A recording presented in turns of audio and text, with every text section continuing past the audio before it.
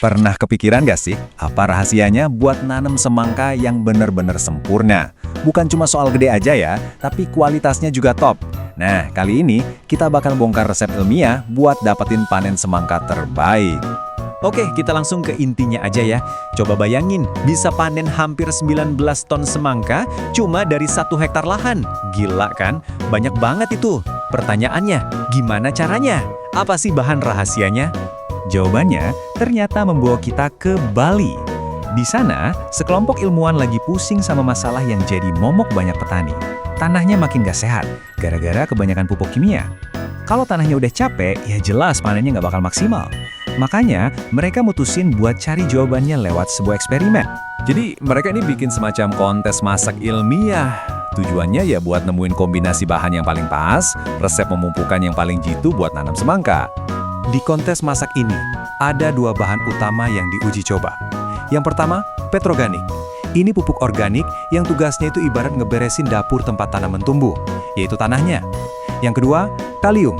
Pupuk anorganik yang fungsinya kayak bumbu penyedap buat naikin berat dan kualitas buahnya. Para peneliti ini nyobain beberapa resep yang beda-beda. Coba deh lihat tabel ini. Buat petroganik dan kalium, mereka coba 3 level. Nggak pakai pupuk sama sekali, dosis tengah-tengah, sama dosis tinggi. Biar ketahuan kombinasi mana yang hasilnya paling juara. Yuk kita mulai dari hasil bahan yang pertama, pendekatan organik pakai petroganik. Apa yang terjadi pas tanahnya dikasih nutrisi alami ini? Hasilnya signifikan banget. Di dosis yang paling tinggi, petroganik ini bisa naikin total panen semangka sampai 32,24%. Itu lonjakannya gede banget loh. Dan ini buktinya, bukan cuma omongan, datanya ada. Lihat deh grafiknya, makin ke kanan makin naik kan? Ini bukti visual yang jelas banget. Makin banyak petroganik yang dikasih, panennya makin berat. Simple! Biar lebih kebayang, lihat deh grafik batang ini.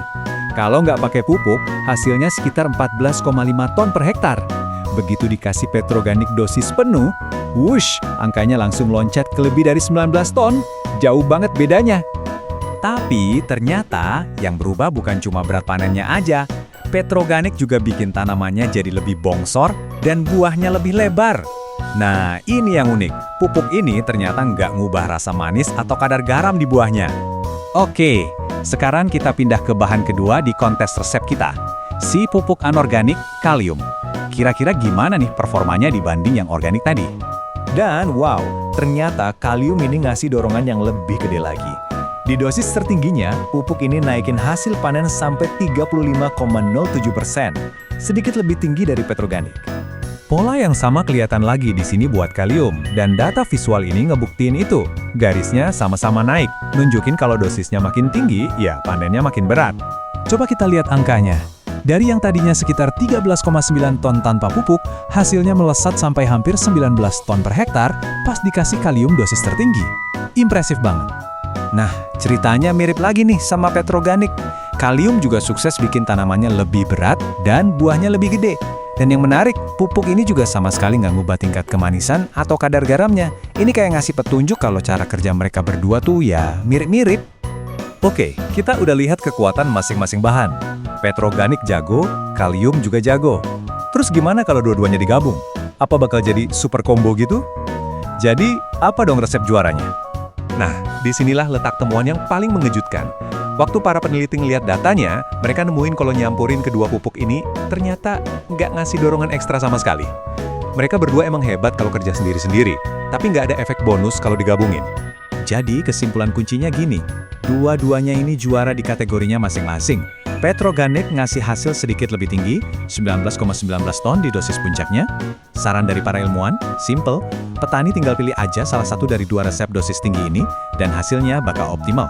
Eksperimen ini benar-benar nunjukin gimana sains bisa ngasih kita resep yang pas buat pertanian yang lebih baik. Jadinya kita kepikiran kan, kalau kita bisa nemuin formula sempurna buat semangka, coba bayangin potensinya buat nyempurnain makanan-makanan pokok lain di seluruh dunia.